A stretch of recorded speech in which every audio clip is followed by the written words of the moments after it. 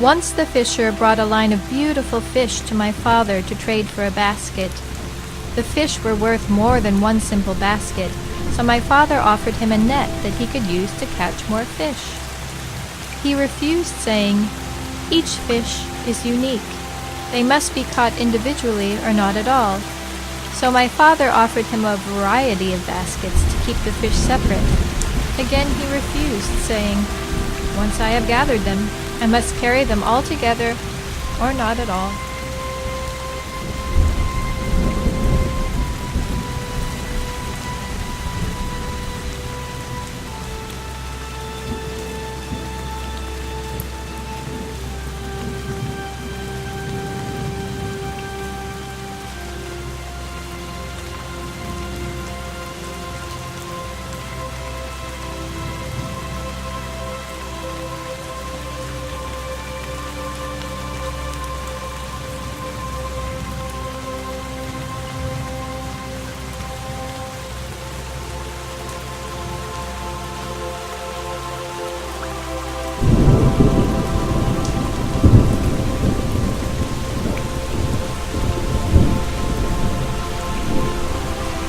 I grew curious about the fisher, so one day I decided to go watch him fishing and perhaps speak with him.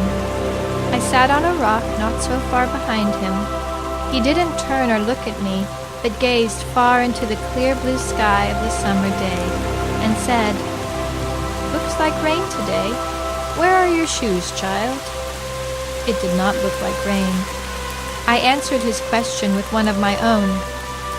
"Where are your shoes?" He replied, "I never had a need of them."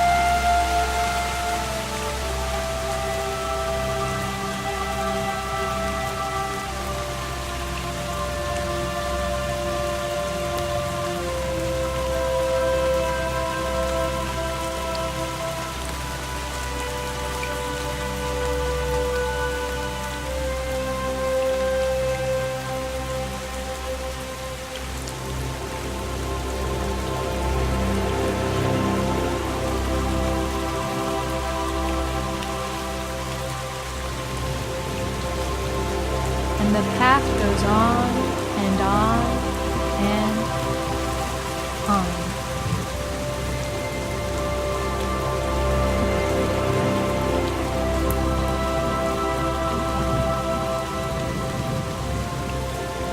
When one walks deliberately, with purpose and care, they have no need of shoes.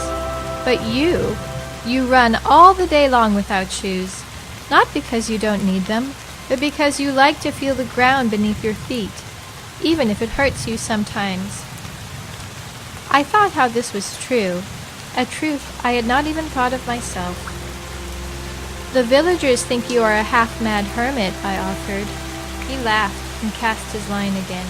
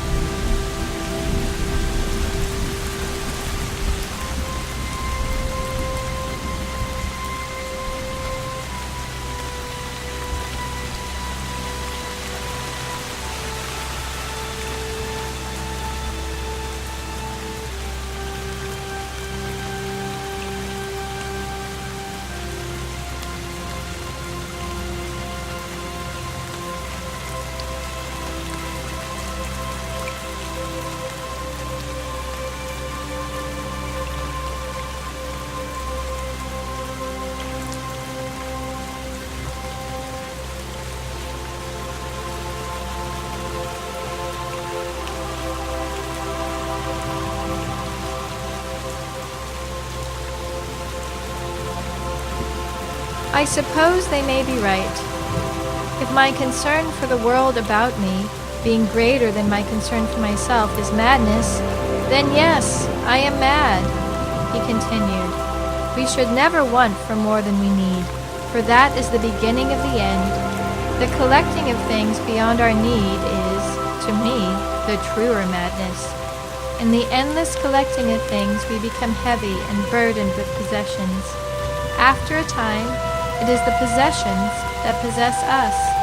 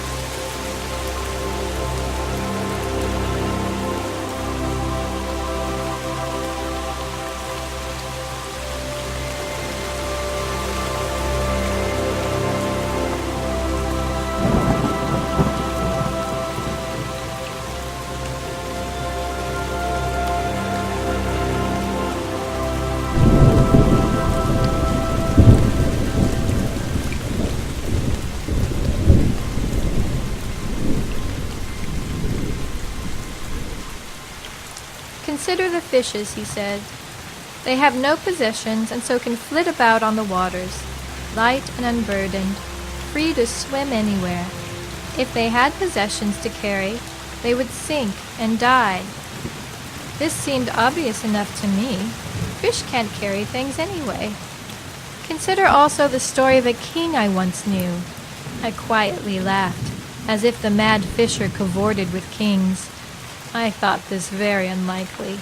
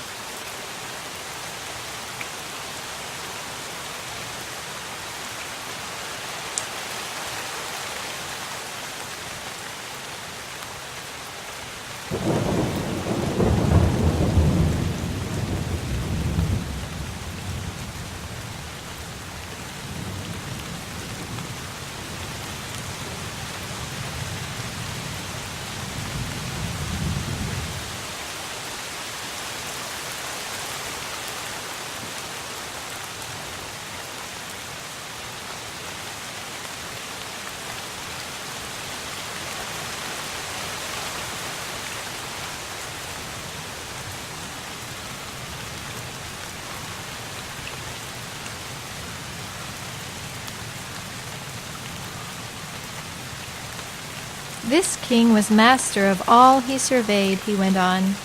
He gathered to himself all the riches and fine things of the world. His every desire was met, but still he wanted more. Possessed with accumulation, he neglected his kingdom, even his wife and only son. The more he gained, the more he wanted.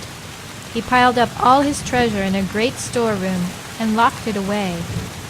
But one day his young son found the key and entered the chamber.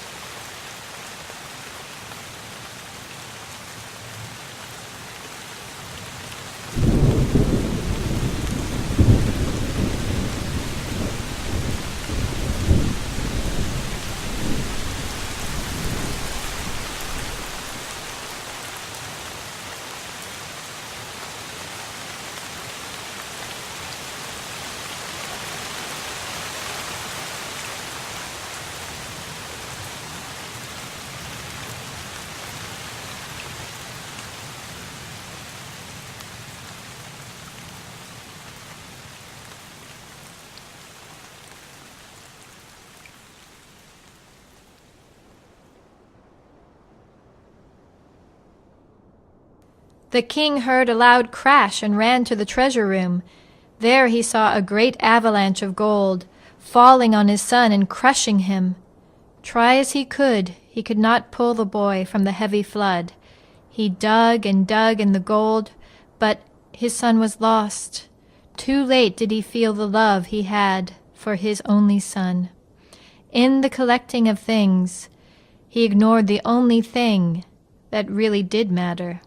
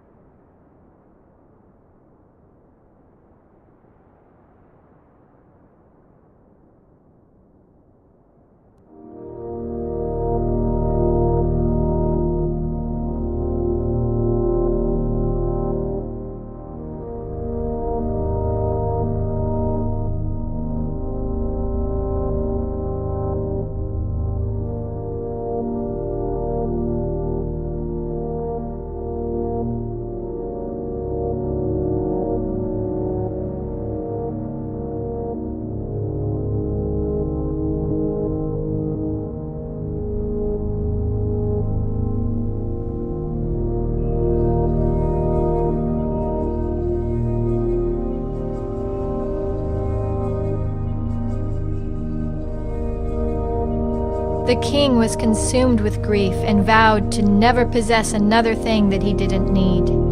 He gave away all his treasure to the poor people of the kingdom and set out alone to live a life free of possessions. Was this mad fisher once a king? I found it very doubtful. You see, Lula, he said, we often learn too late what is really important in life. There is an old saying that the owl of wisdom only spreads its wings at twilight.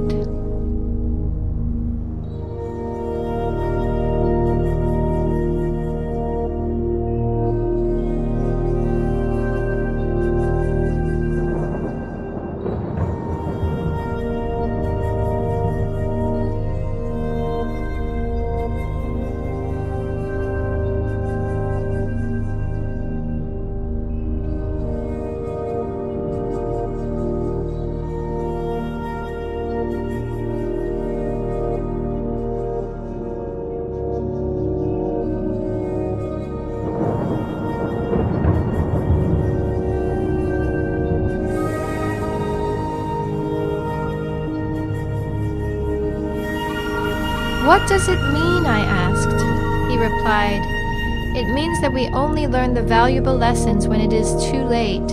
We only decide to change when we are forced into it, with our backs against a wall. We can change at any time if we choose to, but we usually don't until it becomes necessary. In any event, there is always hope. And with that, I heard the sudden rumble of thunder as dark clouds suddenly gathered in the sky, and it began to rain.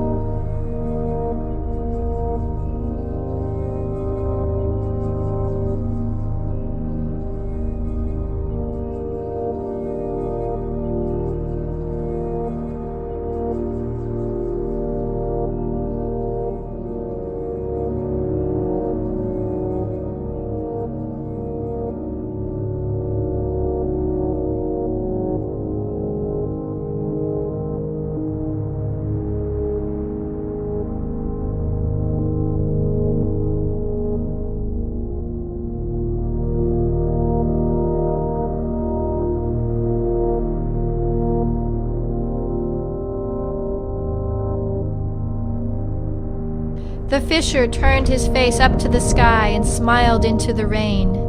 At last he turned to me with his wild but knowing eye and said, "Seek the middle way, Lula. Between all and nothing, find the middle way. But know that you will not find it out in the world. It is in a secret place that only you can find, and the greatest secret of all is that there is no secret. You will find the genie, and when you do, you will understand even the dreaming gods."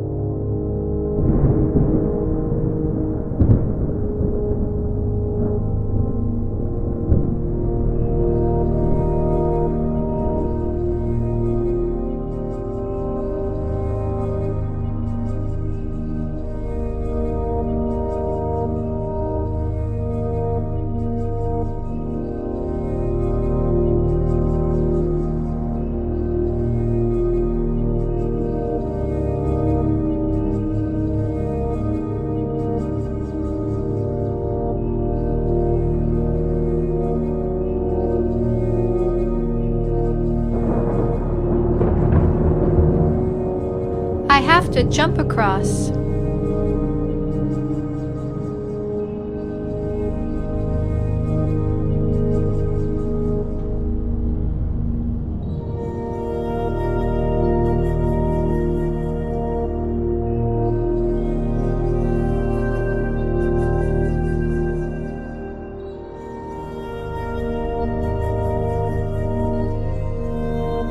Then I knew he was truly mad. It made no sense. A secret? That there is no secret. But he spoke to me of the genie long before my dream where the wizard told me to find it. Was it a dream? I can't remember. For all I know, it was real, and I am dreaming now. Are we all asleep and dreaming the world? Are the gods real? It is all beginning to confuse me very much. I can only hope that he was right about the genie.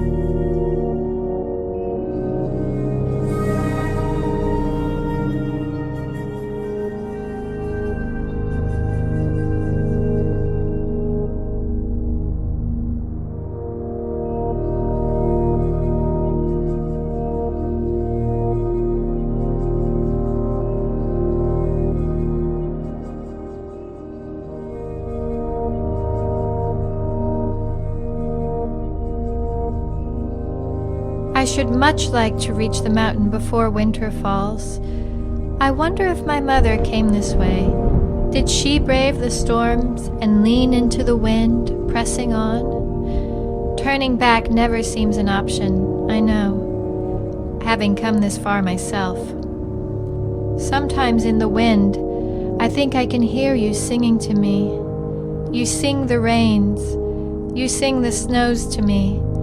It makes me brave against the elements.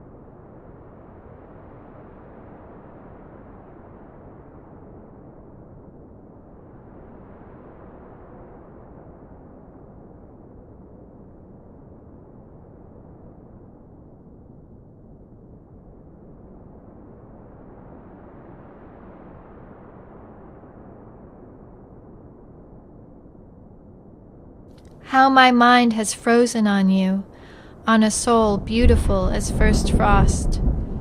I am snowblind, mad without footprints. Your coronal pallor, contoured and torpid as an angel's trumpet. I close my eyes and imagine you alone in a forest chapel, watching the snows fall on midwinter's eve. You see me through the window, standing alone in the dark pines, storm-torn and buffeted by the winds. You see me and slowly draw the curtains.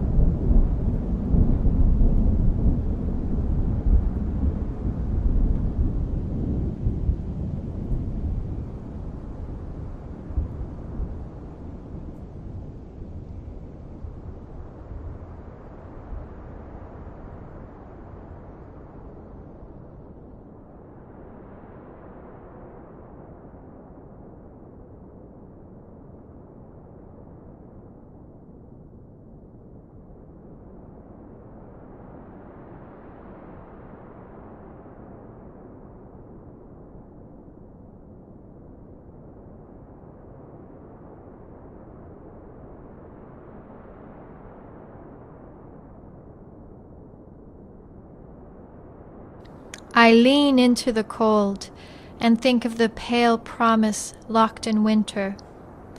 Though it is the dying of summer, the quietly encroaching cold hiding in leaves, it holds the expectancy of spring. A diminuendo of green sadly passes, but will keep warm the winter long and clutch the memory of warmth in our hearts. Though spring promises nothing of herself in returns, and summer swears no shrift of conscience in its leave-taking, we sing.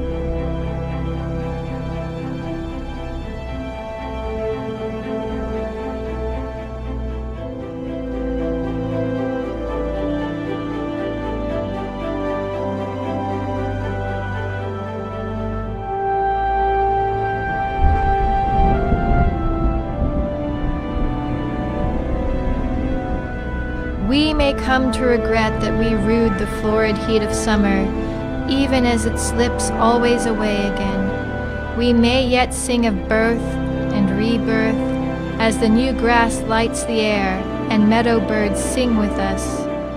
Winter groans in sheets of ice and burdens of snow, but in that voice we hear the promise of spring.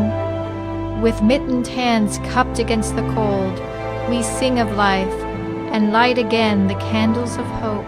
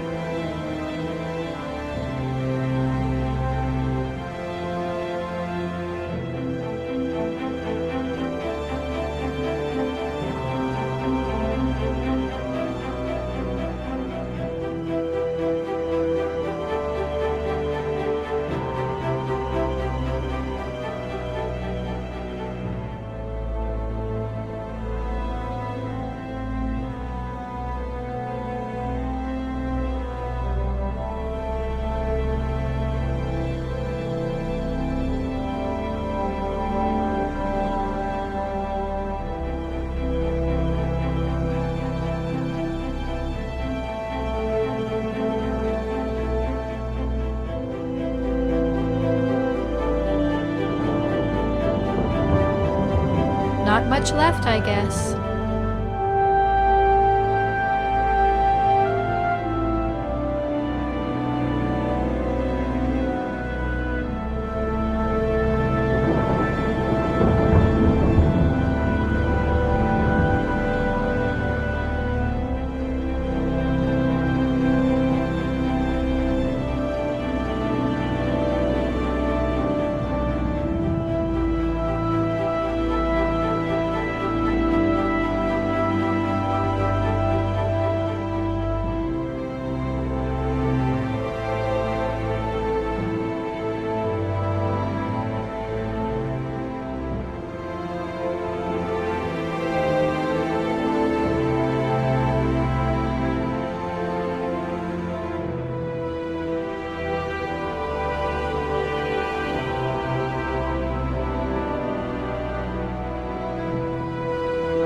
There are those who simply never choose a path. They know that neither extreme is balanced, but they cannot find the middle path, and so they become frozen in a stasis of indecision. Distracted by anything and following the whims of the day, they seek to fill the emptiness with any passing fancy. They too seek the genie, but they do not know why, and so become lost. Even with unmoving eyes they see me. They would eat me alive if they could.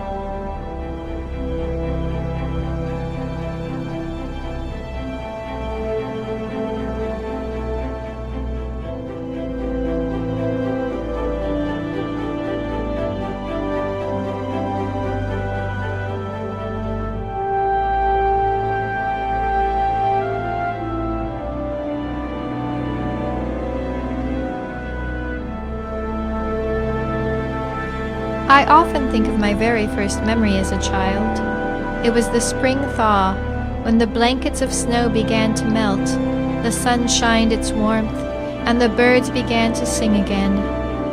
In my mother's frozen garden was a stone that had cracked, buckled by the cold. And there in the crack was a single tiny white flower, a bloom of only 4 petals. It bravely opened to face the world and greet the sun, as if in defiance of death itself.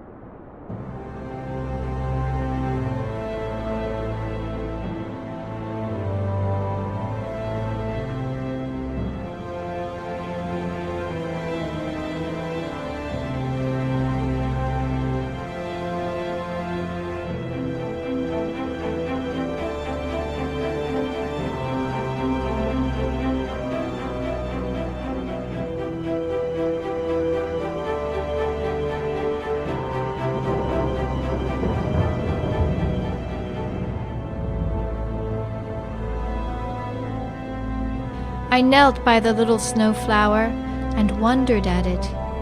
Here was life in the midst of frozen nothingness. It seemed precarious, tender, so unlikely in its setting. But there must be some hidden strength in it to have emerged here, overcoming the elements and the odds. It seems a fortunate incident of nature, like life itself, perhaps not magical, but wonderful that it has occurred.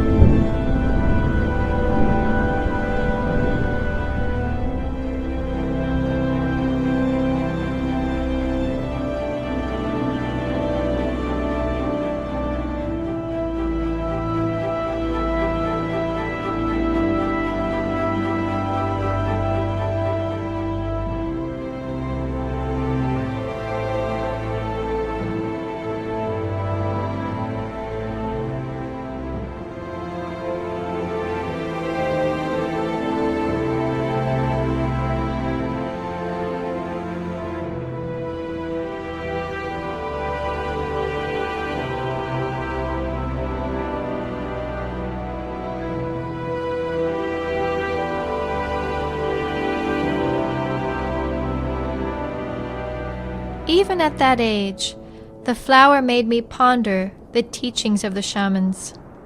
They told of how the world is dreamed up by the sleeping gods, and that when we die, we will join them in their dream of paradise and live forever. But I have seen birth and death, and know that they are different.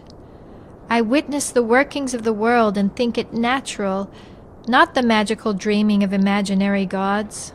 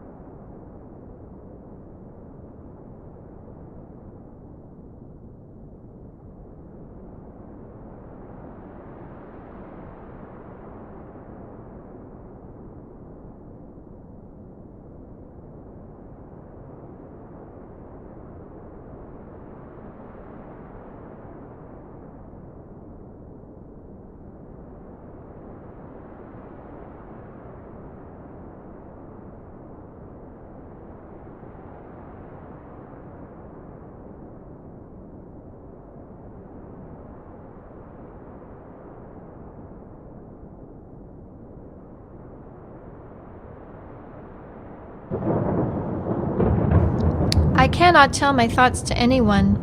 They would think me blasphemous, or even mad, to question the shamans. They would think I had lost sight of the truth, of the mysterious, magical workings of life itself.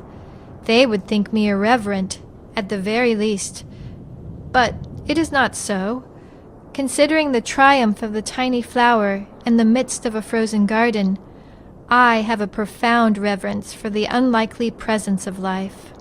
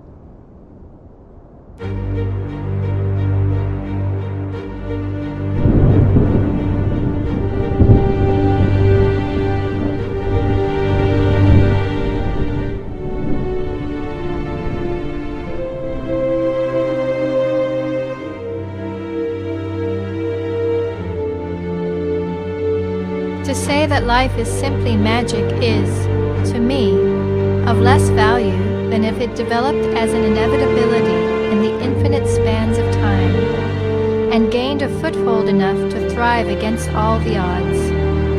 Life is a champion of chance. There is more awe and wonder in this truth than to simply dismiss it as the providence of some great and mystical unknowable. It is made all the more special by its unlikelihood.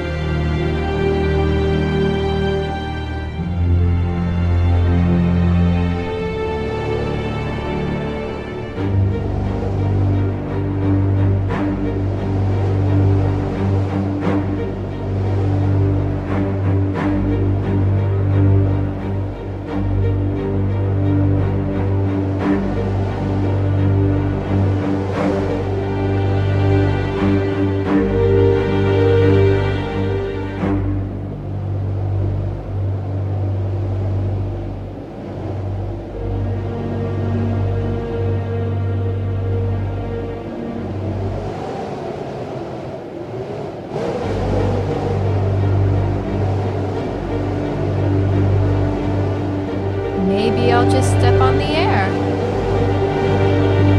There we go.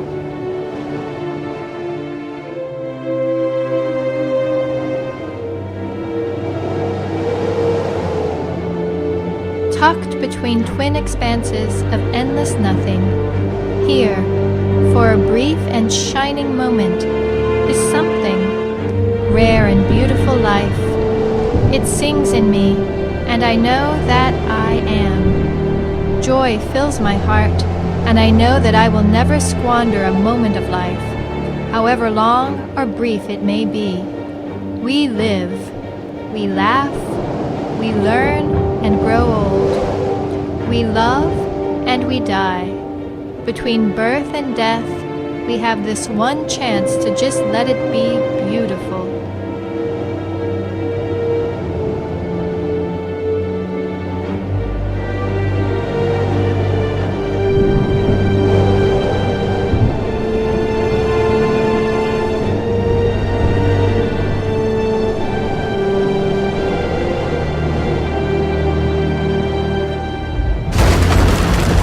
The sky itself cracks open and falls to the ground, the world trembling with change.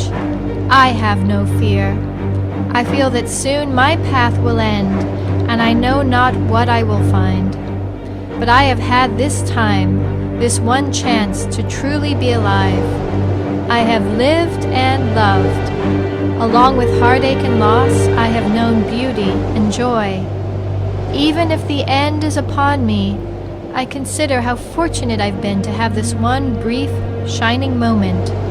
I have lived, and that is more than enough. I found no answers along the path, only more questions. What is the genie? What does it do? Who made it, and where is it from? I shall soon find out. Perhaps it will answer all my questions. I have considered that it may pose more questions than answers, and feel that somehow I already know the answers. And now I see.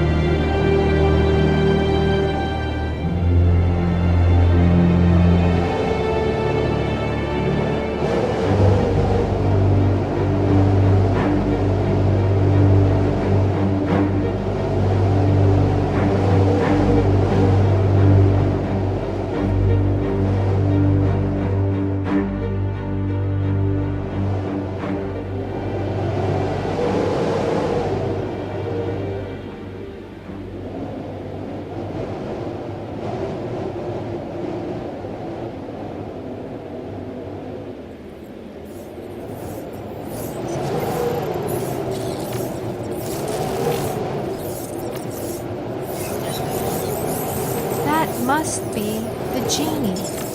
Solid, inanimate, but somehow organic. And there, next to it, stands the wizard that spoke to me in my dreams.